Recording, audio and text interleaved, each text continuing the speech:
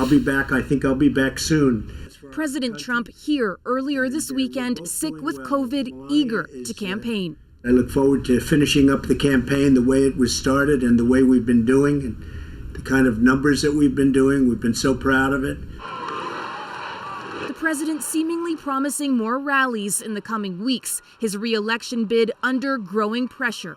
Not only is Trump's campaign manager, Bill Stepien, also COVID positive, a new poll taken after Trump's diagnosis shows the president 10 points behind Joe Biden with less than a month before Election Day.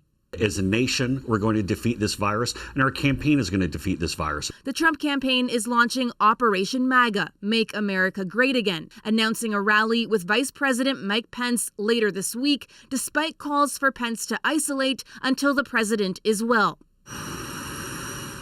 The Trump team also sending out the president's family and other surrogates to campaign and repeat Trump's attacks. With regard to Joe Biden, I think too often he's used the mask as a prop. Mask is very important, but even if he could be 20, 30 feet away from the nearest person and still have the mask on. This is not about freedom.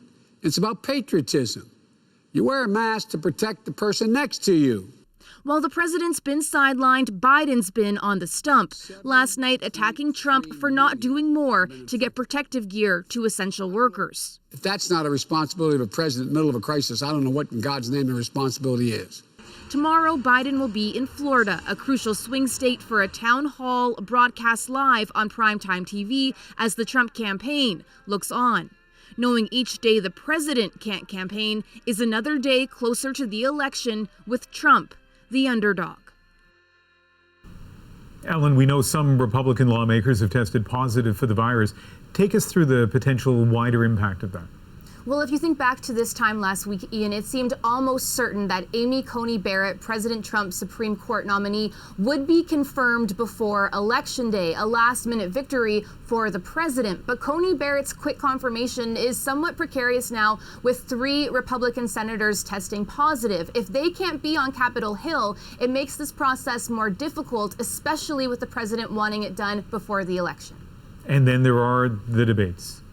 That's right. The vice presidential debate is on Wednesday between Kamala Harris and Vice President Mike Pence. They will be 12 feet apart at the request of the Biden campaign, given those positive tests out of the White House. But at this point, it's incredibly unclear whether the next presidential debate between President Trump and Joe Biden will go ahead.